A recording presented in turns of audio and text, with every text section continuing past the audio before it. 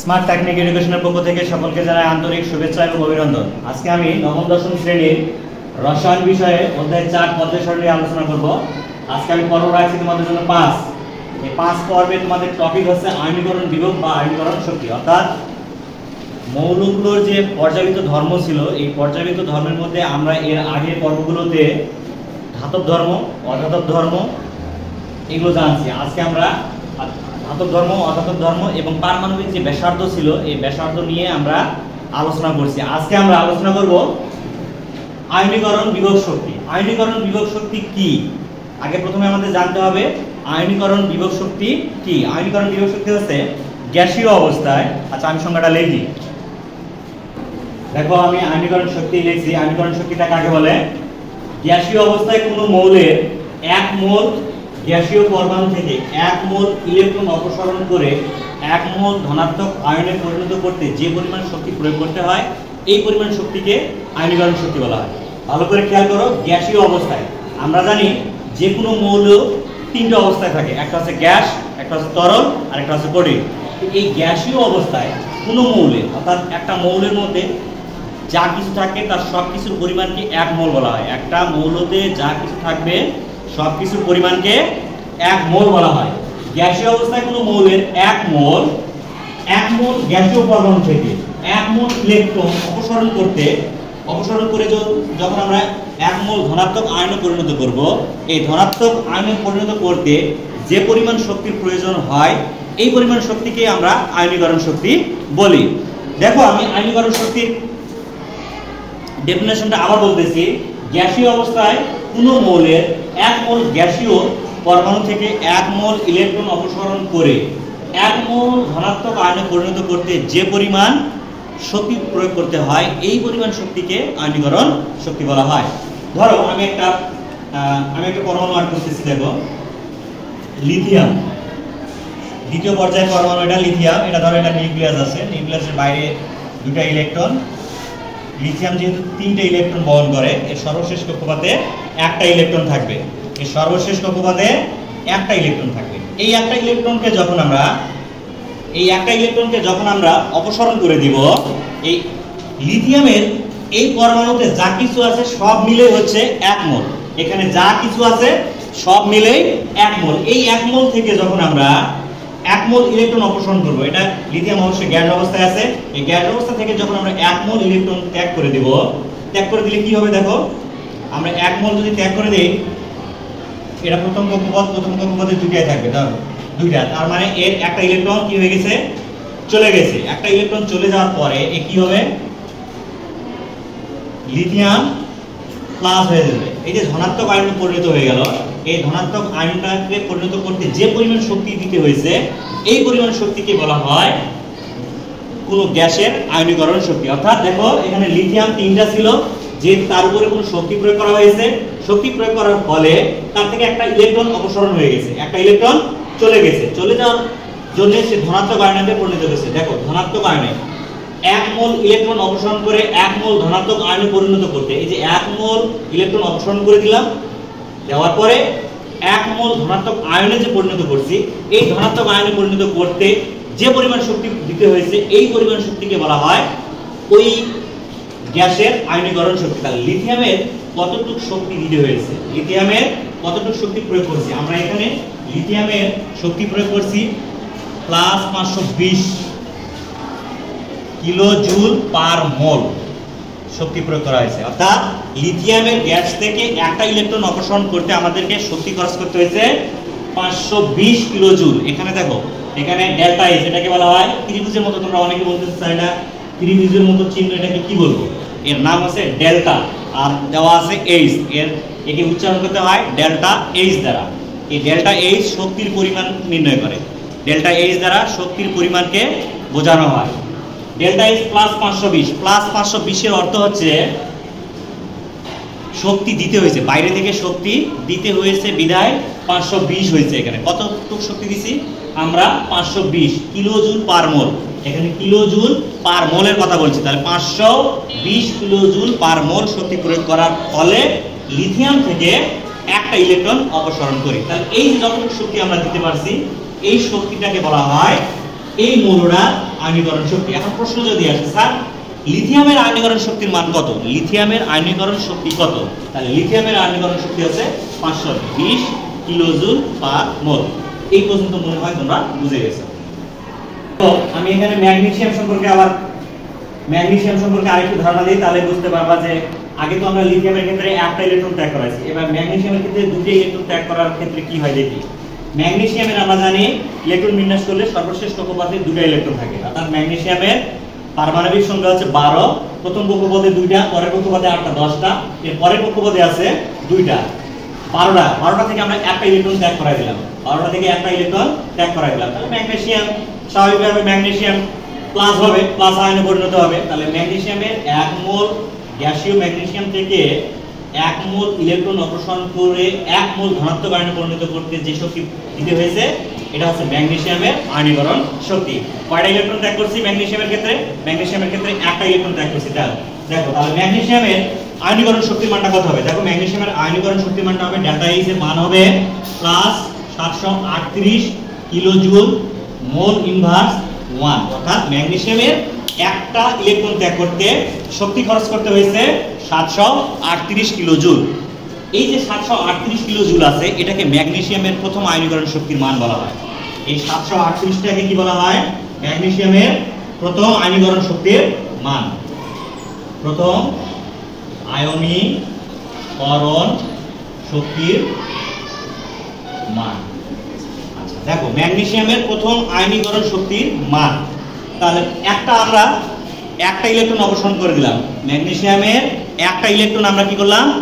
ত্যাগ করে দিলাম। এবার ম্যাগনেসিয়ামের আরেকটা ইলেকট্রন ত্যাগ করে দেব, তাহলে তো ম্যাগনেসিয়ামের শেষ কক্ষপথে দুটো ইলেকট্রন চলে গেলে শেষ কক্ষপথটা অষ্টক দ্বারা পূর্ণ হবে। চলো আমরা ম্যাগনেসিয়ামের শেষ কক্ষপথে একদম 8টা পূর্ণ করে রাখি, অর্থাৎ পরে যে এখানে যে আরেকটা ইলেকট্রন ছিল এই ইলেকট্রনটা আমরা ত্যাগ করে দিই। দেখো এখানে ম্যাগনেসিয়াম প্রথম কক্ষপথে 2টা, দ্বিতীয় কক্ষপথে 8টা, তাহলে 8 আর 2 কটা হচ্ছে 10টা, 8 আর 2 10। ম্যাগনেসিয়াম তাহলে তার সর্বশেষ কক্ষপথে আরেকটা ইলেকট্রন ছিল সেটাও কি করলো? ত্যাগ করে দিল। তাহলে ম্যাগনেসিয়াম 2টা ইলেকট্রন ত্যাগ করে দিয়েছে, 2টা ইলেকট্রন ছেড়ে দিয়েছে। তাহলে এখানে ম্যাগনেসিয়াম আয়নটা কত হবে? ডাবল প্লাস, অর্থাৎ ম্যাগনেসিয়াম 2টা ইলেকট্রন ত্যাগ করে দিয়েছে, তার মানে ম্যাগনেসিয়াম প্লাস আছে মানে ম্যাগনেসিয়াম 2টা ইলেকট্রন ত্যাগ করছে, তার আর 2টা প্রয়োজন আছে, সে তার নিজের 2টা ছিল সেটা ত্যাগ করে দিয়েছে, বিধায় সে অষ্টক পূর্ণ করতে চাইছে। আমরা জানি ইলেকট্রন কেন আদান প্রদান হয়? সর্বশেষ কক্ষপথে অষ্টক পূর্ণ করার ক্ষেত্রে ইলেকট্রন দ্বারা আদান প্রদান করে বা শেয়ার করে। তাহলে দেখো ইলেকট্রন ম্যাগনেসিয়ামের একটা ইলেকট্রন ত্যাগ করতে, প্রথম ইলেকট্রনটা ত্যাগ করাতে আমাদের শক্তি দিতে হয়েছে 738, তাহলে দ্বিতীয়টাতে কতগুলো লাগবে? তোমরা মনে করছো দ্বিতীয়টাতে তো স্যার প্রথমটাতে যেহেতু 738 দিছি, দ্বিতীয়টাতে 738 দেই, তাহলে তো এর পরের কক্ষপথের ইলেকট্রনটা মানে শেষ হয়ে যাচ্ছে, অপসারণ করতেছে, কিন্তু আসলে তা না। ম্যাগনেসিয়ামের এই 2 নম্বর ইলেকট্রনটা ত্যাগ করতে 1450 কিলোজুল পার মোল ইলেকট্রন দিতে হয়। তার মানে এই ইলেকট্রনটা ত্যাগ করাতে তার শক্তি খরচ হয়েছে 1450 কিলোজুল মোল ইনভার্স 1। আর এই 1450টাকে ম্যাগনেসিয়ামের দ্বিতীয় আয়নীকরণ শক্তির মান বলা হয়। এটাকে বলা হয় দ্বিতীয় আয়নীকরণ শক্তির মান, ম্যাগনেসিয়ামের দ্বিতীয় আয়নীকরণ শক্তির মান, দ্বিতীয় আয়নীকরণ শক্তির মান। আশা করি বুঝে গেছো এই পর্যন্ত তোমরা। দেখো ম্যাগনেসিয়ামের প্রথম যে ইলেকট্রনটা আছে এই প্রথম ইলেকট্রনটা অপসারণ করতে কতটুকু শক্তি দিতে হয়েছে? 738 কিলোজুল। আর এই 738টাকে বলা হয় ম্যাগনেসিয়ামের প্রথম আয়নীকরণ শক্তির মান। 2 নম্বর ইলেকট্রনটা যখন সে ত্যাগ করবে তখন তাকে আরো বেশি পরিমাণে শক্তি দিতে হবে। 2 নম্বর ইলেকট্রন ত্যাগ করাতে তাকে আরো বেশি পরিমাণ শক্তি দিতে হবে, তখন তার শক্তির পরিমাণ হয় 1450 কিলোজুল পার মোল। আর এটাকে বলা হয় ম্যাগনেসিয়ামের আয়নীকরণ শক্তি। আয়নীকরণ শক্তি সম্পর্কে তোমাদের মোটামুটি একটা ধারণা হয়েছে। এবার আমরা একটু ডিফারেন্ট টাইপ আলোচনা করব। ডিফারেন্ট কি? একই পর্যায়ে যখন আমরা বাম থেকে ডানের দিকে যাব তখন আয়নীকরণ শক্তির মানটা কি হবে সে সম্পর্কে আমরা জানবো। একই পর্যায়ের বাম থেকে ডানের দিকে গেলে আয়নীকরণ শক্তির মান বৃদ্ধি পায়, এটা মাথায় রাখবা। একই পর্যায়ের বাম থেকে, পর্যায় সারণীর বাম থেকে যত ডানের দিকে যাব আয়নীকরণ শক্তির মান তত বৃদ্ধি পাবে, আয়নীকরণ শক্তির মান বৃদ্ধি পাবে। আমি লিখতেছি, দেখো একই পর্যায়ে যখন আমরা বাম থেকে ডানের দিকে যাব, একই পর্যায়ে বাম থেকে ডানের দিকে গেলে আমাদের আয়নীকরণ যে শক্তি আছে এই আয়নীকরণ শক্তির মান বৃদ্ধি পায়। একই পর্যায়ে, এটা মাথায় রাখবে, একই পর্যায়ে যখন আমরা বাম থেকে ডানের দিকে যাব তখন আমাদের আয়নীকরণ শক্তির মান বৃদ্ধি পায়। কিভাবে? একই পর্যায়ে বাম থেকে ডানের দিকে গেলে আমাদের আয়নীকরণ শক্তির মান বৃদ্ধি পায়। দেখো আমি এখানে 2 নম্বর পর্যায়ে নিয়ে আলোচনা করতেছি। দেখো এটা আমাদের পর্যায় সারণীর 2 নম্বর পর্যায়, 2 পর্যায়ে। দেখো 2 পর্যায়ে বামের দিকে আছে lithium, beryllium, boron, carbon, nitrogen, oxygen, chlorine, neon. আমি নিয়নটা লিখি নাই। দেখো লিথিয়ামের আয়নীকরণ শক্তির মান হচ্ছে 520 কিলোজুল পার মোল। দেখো এখানে লিথিয়ামের 520, তাহলে লিথিয়ামের পরে আছে অর্থাৎ ডানের দিকে আছে। আমরা বলছি একই পর্যায়ে বাম থেকে ডানের দিকে গেলে আয়নীকরণ শক্তির বৃদ্ধি পাবে। লিথিয়াম স্বাভাবিক, লিথিয়াম এবং বোরনের মধ্যে, লিথিয়াম এবং বেরিলিয়ামের মধ্যে বেরিলিয়ামের বেশি হবে। দেখো 520 900, 520 থেকে 900 বেশি। আবার দেখো এখানে বেরিলিয়াম থেকে বোরন কমে গেছে।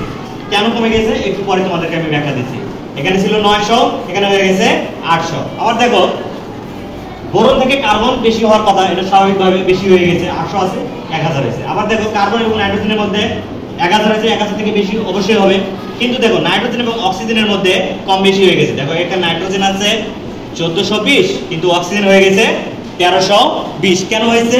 এর কারণ হচ্ছে আমরা যে হুন্ডের নিয়ম অনুসারে যে ইলেকট্রন বিন্যাস করেছিলাম, হুন্ডের নিয়ম অনুসারে, ভালো করে নামটা মনে রাখো, হুন্ডের নিয়ম অনুসারে যখন আমরা ইলেকট্রন বিন্যাস করি, কিভাবে ইলেকট্রন বিন্যাস করি? প্রধান শক্তি স্তরে যে উপশক্তি স্তর নির্ণয় করেছিলাম এসপিডি, এই এসপিডি দেখো এসপিডি, দেখো এস এর ইলেকট্রন ধারণ ক্ষমতা আমরা জানি, এস এর ইলেকট্রন ধারণ ক্ষমতা আছে 2। এটা যদি 1 করে দেই, এটা পি হচ্ছে 6.3, ডি হচ্ছে 10.5। তার মানে এটা এই জায়গা পর্যন্ত এরা কি অর্ধপূর্ণ থাকলো, এরা কি অর্ধপূর্ণ। এখন যদি আমরা এই ইলেকট্রন, এই কক্ষপথগুলো, উপশক্তি স্তরগুলো এস পি ডি, এগুলোকে যদি আমরা পূর্ণ করে দিই তাহলে 2 6 10, এরা কি হয়ে যাচ্ছে? এরা হচ্ছে পূর্ণ। দেখো স্বাভাবিকভাবে অর্ধপূর্ণ থেকে পূর্ণের মানটা বেশি হবে। অর্ধপূর্ণ থেকে পূর্ণ যে ইলেকট্রনগুলো থাকবে এদের শক্তি অবশ্যই বেশি হবে, অর্ধপূর্ণের কম হবে। ঠিক সেরকমই আমরা যদি এখন দেখো বেরিলিয়াম এবং বোরনের মধ্যে যদি একটি ইলেকট্রন বিন্যাস করে দেখি, বেরিলিয়াম এবং বোরন। বেরিলিয়াম কি?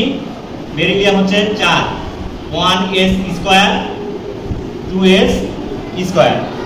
এখন যদি আমরা দেখো বোরনের ক্ষেত্রে ধরি, বোরনের ইলেকট্রন বিন্যাস করি 5, boron 5, 1s square 2s square 2p1। স্বাভাবিকভাবে দেখো বোরনের সর্বশেষ কক্ষপথে একটা ইলেকট্রন আছে, অর্থাৎ p অরবিটালে একটা ইলেকট্রন আছে, p অরবিটালে একটা ইলেকট্রন আছে। কিন্তু p কে অর্ধপূর্ণ করতে গেলে অবশ্যই 3টা ইলেকট্রনের প্রয়োজন ছিল, কিন্তু সেই ক্ষেত্রে বোরনের ক্ষেত্রে 3টা ইলেকট্রন নেই, আছে কয়টা?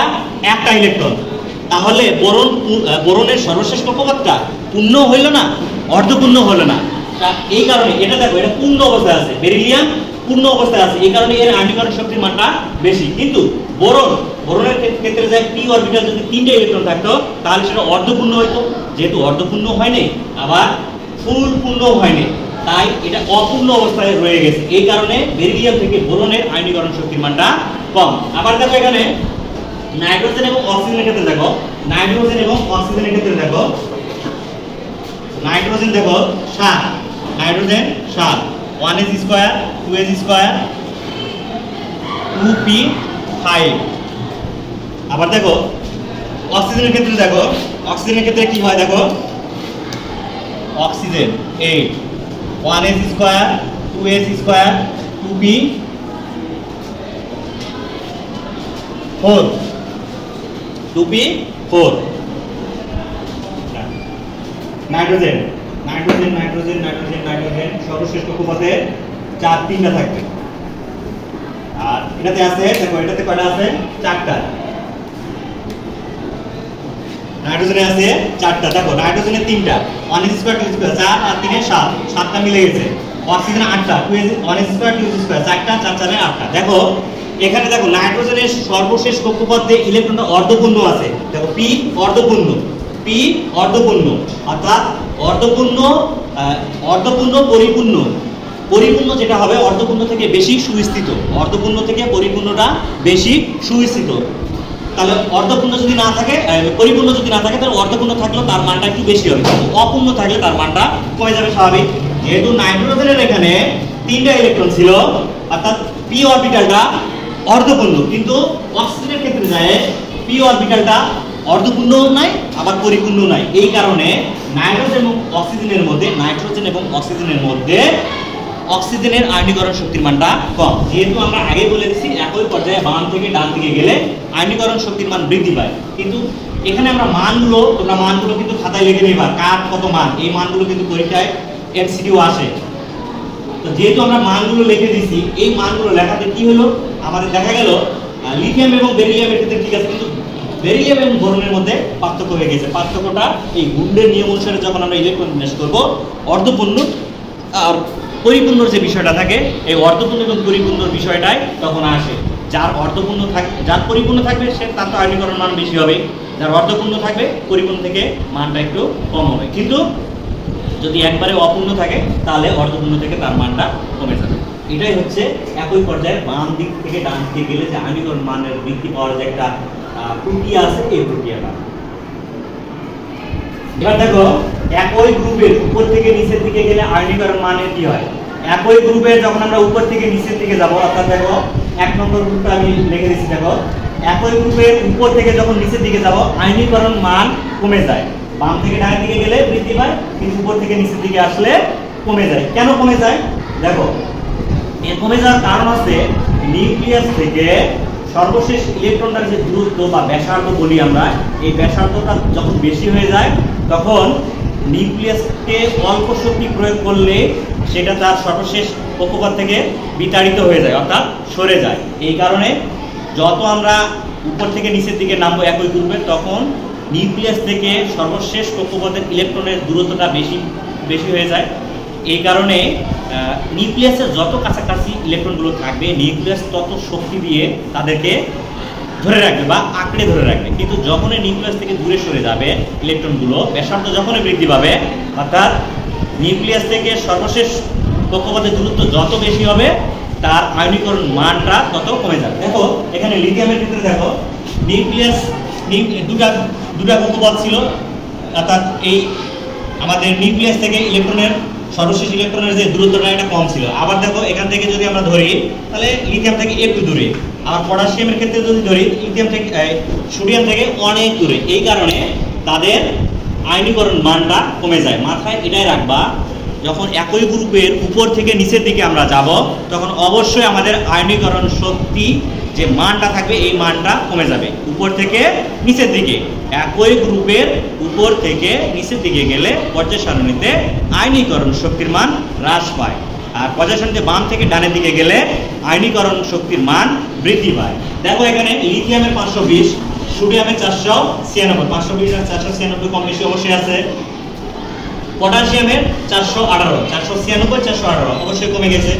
এরপরে যে মৌল আছে রুটিনিয়াম, এর হচ্ছে 403, আর সিজিয়ামের 376। এগুলো হচ্ছে 1 নম্বর গ্রুপের আয়নীকরণ শক্তির মান। এটা হচ্ছে রুটিনিয়ামের আয়নীকরণ শক্তির মান, এটা হচ্ছে সিজিয়ামের আয়নীকরণ শক্তির মান, আর বাকিগুলো তো দেওয়া আছে। এটা হচ্ছে লিথিয়াম, সোডিয়াম, পটাশিয়াম। আশা করি তোমাদের এই ভিডিওটা, আজকে যে আয়নীকরণ শক্তির উপরে যে টপিকের উপরে যে ভিডিওটা হয়েছে বা যে ক্লাসটা হয়েছে, এই ক্লাসটা অবশ্যই তোমাদের উপকারে আসবে। এই ধরনের যদি তোমরা আরো ভিডিও পেতে চাও অবশ্যই আমার চ্যানেলটিকে সাবস্ক্রাইব করে পাশে থাকবে। ধন্যবাদ।